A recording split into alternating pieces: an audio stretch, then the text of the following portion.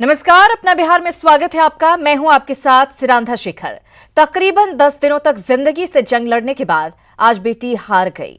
लाचारी की लपटों में झुलसी बेटी दुनिया छोड़ गई, लेकिन खुद राख होकर उस बेटी ने सिस्टम के हर उस छेद को दिखा दिया है जिस पर पैबंद लगाना अब मुश्किल है।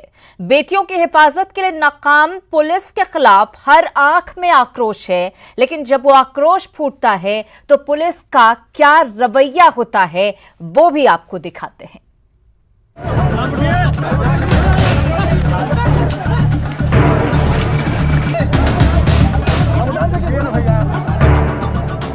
एक बेटी की मौत के बाद उबले शहर की ये तस्वीर है। एक बेटी की मौत के बाद पुलिस से इकबाल उठने की ये तस्वीर है। अपनी नाकामी को डंडा मारकर छुपाने की ये तस्वीर है। मुजफ्फरपुर की एक बेटी 10 दिनों तक जिंदगी की जंग लड़ने के बाद सो गई।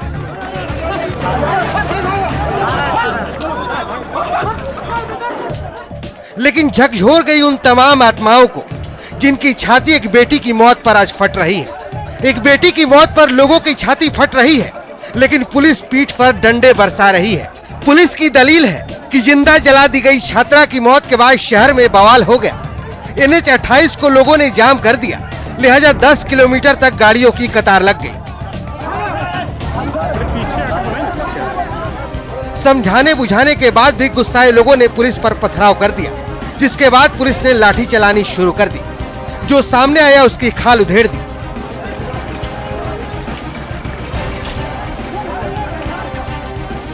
कुछ प्रदर्शनकारियों को पुलिस ने हिरासत में भी लिया।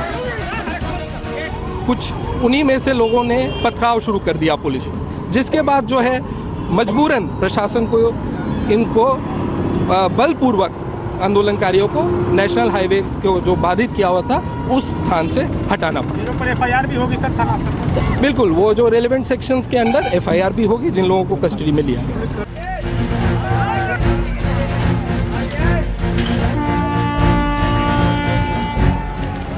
पटना सिटी में भी छात्रा की मौत के बाद बवाल हुआ। रेल परिचालन को लोगों ने घंटों बाधित रखा। लोगों ने स्पीडी ट्रायल चलाकर गिरफ्तार आरोपियों को फांसी की सजा की मांग की और मुजफ्फरपुर SSP को तत्काल रूप से हटाए जाने की मांग की। तकरीबन 95% जली छात्रा पटना सिटी के अपोलो अस्पताल में पिछले 7 दिनों से जिंदगी के लिए जंग लड़ रही थी, लेकिन मौत ने उसे मात दे दिया। वो लड़की सारा स्टेटमेंट दिया है।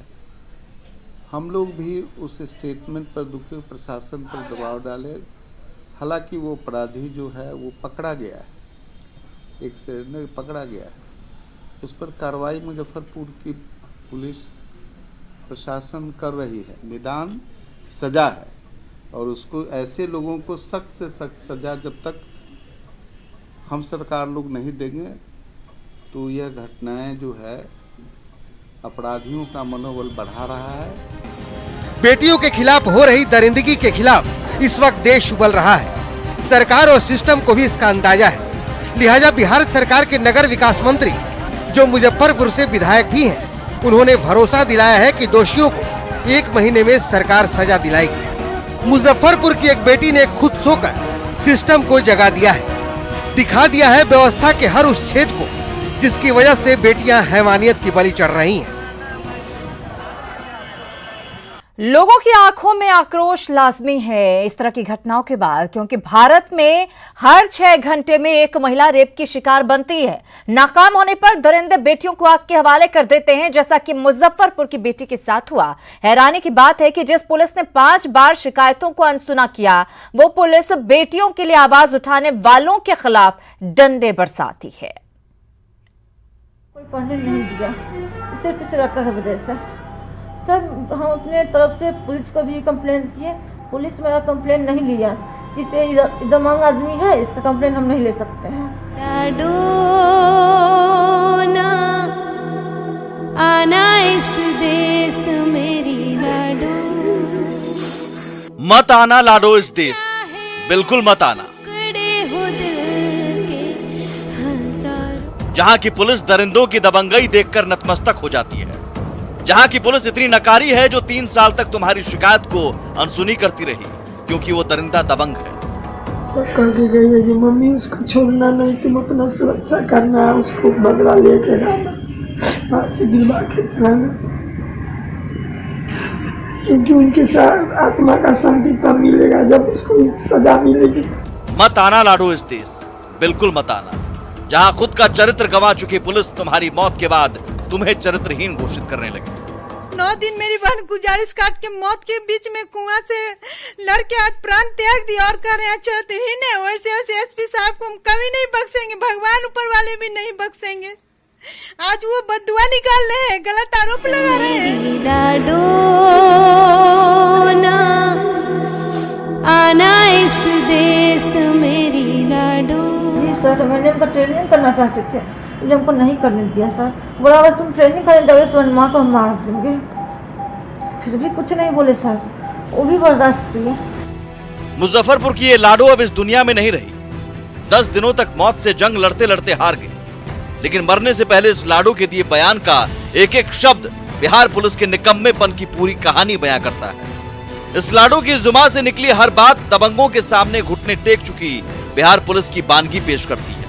हमको कोई पढ़ने नहीं दिया, सिर्फ पीछे लड़का है विदेश से। सर हम अपने तरफ से पुलिस को भी कंप्लेन किए, पुलिस मेरा कंप्लेन नहीं लिया। जिसे दबंग आदमी है इसका कंप्लेन हम नहीं ले सकते हैं। फिर हम टाउन थाना को फ़ोन किए, टाउन थाना को फ़ोन किए तो टाउन थाना फ़ोन किया यहाँ पर जो पुलिस थाना है सर हम लोग को वहाँ पे, तो वहाँ पर भी कोई सुनवाई नहीं मिला। मेरी मम्मी 2 बार फ़ोन की, यहाँ तक कि सर समझिए तो पुलिस प्रशासन से कोई नहीं सर नहीं लाभ हुआ, इसलिए नहीं लाभ हुआ। ये लोग पैसा पे खरीदे लेता है, न्याय नहीं मिला। नहीं ना सर, नहीं न्याय मिला। और पढ़ना चाहती हूँ। जी सर। सुन लीजिए डीजीपी साहब, कान खोलकर सुन लीजिए। जिस पुलिस को आप न्यूयॉर्क और लंदन पुलिस से बेहतर बताते नहीं थकते, वो पुलिस एक बेटी को 3 साल से परेशान कर रहे दबंग के सामने नतमस्तक हो जाती है। अगर एक सप्ताह तक रात दिन मुस्तैदी के साथ काम कर सकता है बिहार का हवलदार और बिहार का सिपाही, ये कनाडा की पुलिस नहीं कर सकती, यूके की पुलिस नहीं कर सकती, अमेरिका की पुलिस नहीं कर सकती, मैं कहता हूं दुनिया की कोई पुलिस नहीं कर सकती जिस तरह से काम कर। और इतने कठिन परिस्थितियों में आज भी काम कर। काहे की बेहतर पुलिस डीजीपी साहब, एक बेटी दरिंदगी का शिकार होती रही और आपकी पुलिस उन दबंगों के आगे घुटने टेकती रही। सवाल है कि आरोपी दरिंदों के खिलाफ एफआईआर दर्ज करने में क्यों देरी हुई, परिजनों की शिकायत क्यों नहीं सुनी गई, जबकि 3 साल छिड़खानी की 1, 2 नहीं 5 बार शिकायत की गई। आखिर 3 साल में कार्रवाई क्यों नहीं की गई, और अब दोषी पुलिस वालों के खिलाफ कार्रवाई कब होगी? इन सवालों का जिस सिस्टम में, जिस देश में जवाब न मिले, उस देश में बिल्कुल नहीं आना लाडो। लाडो ना आना इस देश मेरी लाडो। Bureau report, news 18। हो चाहे टुकड़े हो दिल के हजारों, पर तू ना आना इस देश मेरी, आना इस देश मेरी। तो जब सवाल पूछा जाता है तो दलील दी जाती है कि हर मामले पर नजर नहीं रख सकती है पुलिस, लेकिन इसे क्या कहेंगे? 3 साल में कई बार शिकायत की गई लेकिन कोई कार्रवाई नहीं हुई। अब कहेंगे कि चंद पैसों में बिक जाती है यहाँ की पुलिस। खैर, आगे बढ़ते हैं भोजपुर से खबर, जहां डबल मर्डर से सनसनी फैल गई। अपराधियों ने सरे शाम मिठाई दुकानदार और कर्मचारी को गोली मार दी। वारदात शाहपुर थाना क्षेत्र की है, जहां गोलियों की तड़तड़ाहट से बाजार में अफरा तफरी मच गई और दुकानों के शटर गिरने लगे। बाजार में भगदड़ मच गई। बाद में भड़के लोगों ने आरा बक्सर को जाम कर दिया। आरा बक्सर मार्ग पर काफी देर तक ये जाम लगा रहा। तो डबल मर्डर की घटना आरा में सामने आई। मिठाई दुकानदार की हत्या की गई है, जिसके बाद लोगों का गुस्सा देखने को मिला है। वहीं राजधानी पटना से सटे बिहटा में अपराधियों ने एक युवक को गोली मार दी। हत्या बिहटा खगोल मुख्य मार्ग पर बेला गांव के पास हुई। मृतक की शिनाख्त तो विकास कुमार के तौर पर की गई है, जो खगोल का रहने वाला था। अपराधियों ने घटना को उस वक्त अंजाम दिया जब पुलिस की गश्ती गाड़ी घटना स्थल से महज 100 मीटर की दूरी पर थी। आप अंदाजा लगा सकते हैं कि अपराधियों में पुलिस का कितना खौफ है। आज हुआ तो उधर से आदमी आया पश्चिम से मोटर गाड़ी से, बोला कि एक आदमी गिरा हुआ है स्कूटी से। गिरा हुआ तो हम लोग फिर पीछे से गौर तक वहाँ 50 आदमी था। उस समय वो डेट किया हुआ। मुजफ्फरपुर में कारोबारी की गोली मारकर हत्या कर दी गई है। आभूषण कारोबारी की यहां पर गोली मारकर हत्या की गई है। एक और आपराधिक मामला जहां पर आभूषण कारोबारी की गोली मारकर हत्या कर दी गई है। हम आपको बता दें, लूटपाट के दौरान अपराधियों ने दरअसल गोली मार दी कारोबारी को। इलाज के दौरान आभूषण कारोबारी की मौत हो गई। महज 800 रुपए के लिए जान ले ली अपराधियों ने इस कारोबारी की। मनियारी थाना के माधोपुर की घटना बताई जा रही है। तो अपराधी नहीं रुक रहे, लगातार घटनाओं को अंजाम दे रहे हैं। मुजफ्फरपुर से यह खबर, जहां कारोबारी की गोली मारकर हत्या कर दी गई है। महज 800 रुपए के लिए कारोबारी की जान अपराधियों ने ले ली है। लगातार हम आपको खबर दे रहे हैं, अपराध से जुड़ी हुई खबरें हैं। आप देख रहे हैं कि किस तरीके से लगातार निशाना बनाया जा रहा है लोगों को, कारोबारियों को खासतौर से। मुजफ्फरपुर से यह खबर, जहां कारोबारी की गोली मारकर हत्या की गई है। उधर सीवान सदर अस्पताल में मरीज के परिजनों ने एक व्यक्ति की पिटाई की, जिससे अफरा तफरी मच गई। बताया जा रहा है कि जिस शख्स की पिटाई की गई वो एम्बुलेंस ड्राइवर है और उस पर सीटी स्कैन के लिए मरीज को दूसरी जगह ले जाने की कोशिश का आरोप लगाया गया है। इसी को लेकर मरीज के परिजन भड़क गए और उसकी पिटाई कर डाली। पिटाई की तस्वीर आपके सामने है। एम्बुलेंस ड्राइवर है जिसकी पिटाई मरीज के परिजन करते हुए नजर आ रहे हैं।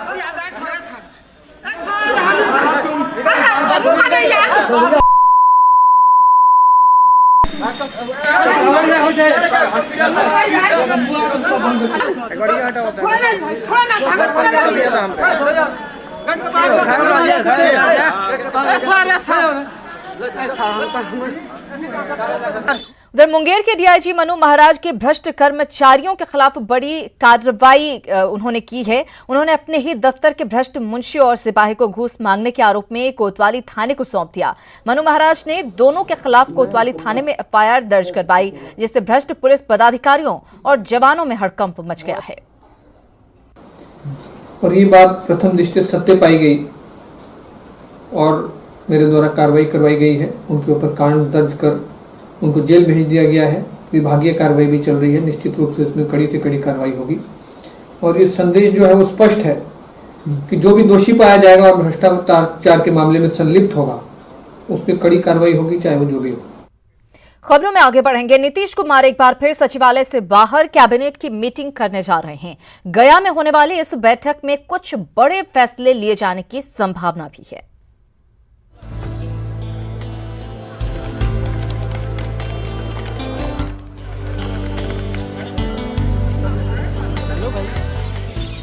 अठारह दिसंबर का दिन गया के लिए खास है।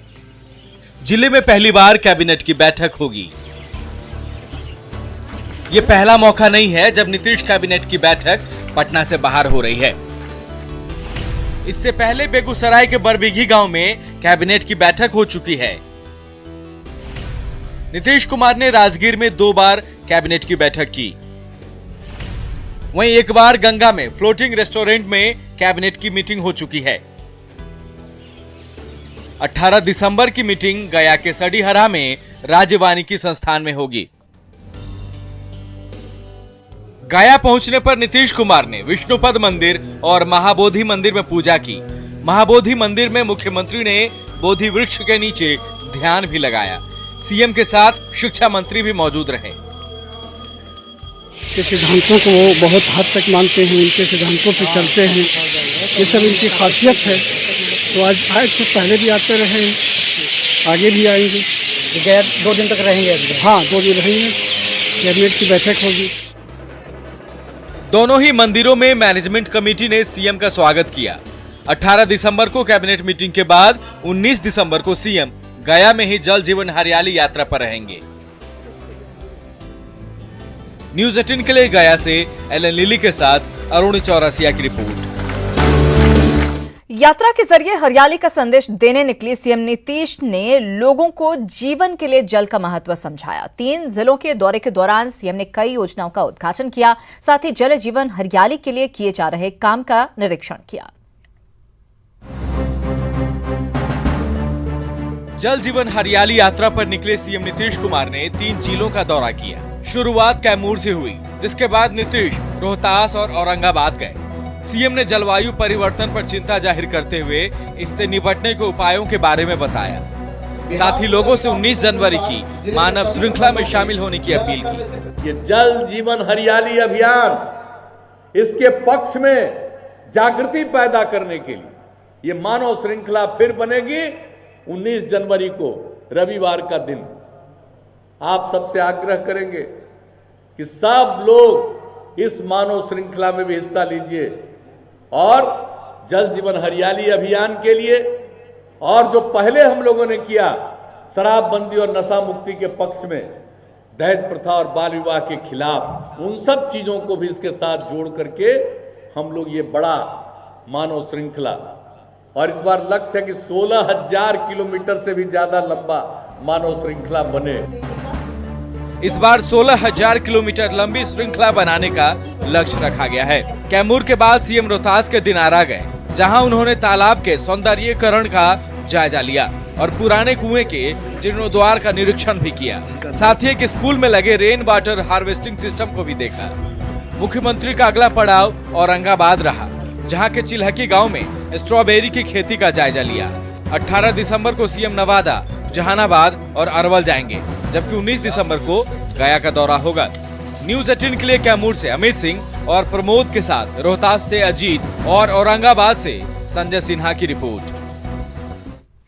और एक बार फिर न्यूज 18 की खबर का बड़ा असर हुआ है। न्यूज 18 ने एक बार फिर सामाजिक सरोकार की पत्रकारिता का फर्ज अदा किया है और मौत से जूझ रहे बेगूसराय के गुड्डू को इलाज के लिए पीएमसीएच में भर्ती करवाया। गुड्डू को किडनी की बीमारी है, उसके पास इलाज के लिए पैसे नहीं थे, जिससे जिंदगी बोझ बनती जा रही थी। न्यूज 18 ने बेबस गुड्डू की खबर को प्रमुखता के साथ दिखाया और स्वास्थ्य सचिव से अपील कर गुड्डू को पीएमसीएच में भर्ती करवाया है। ये अभी इस मामले की जानकारी मुझे आपके माध्यम से ही प्राप्त हो रही है और जैसा कि आपने वहाँ का एड्रेस बताया है, तो मैं अपनी विभागीय टीम को जो बेगूसराय ज़िले में है उनको वहाँ उनके घर पे हम लोग भेजेंगे और उन्हें जो हमारे विभाग के अंतर्गत बहुत सारी कल्याणकारी योजनाएं हैं जिससे हम लोगों का इलाज कराते हैं, उसका लाभ हम उस बच्चे को भी दे पाएँ, इसका प्रयास करेंगे। अपना बिहार में फिलहाल इतना ही, लेकिन कहीं मत जाइएगा, फौरन हाजिर हो रहे हैं जोहार झारखंड के साथ।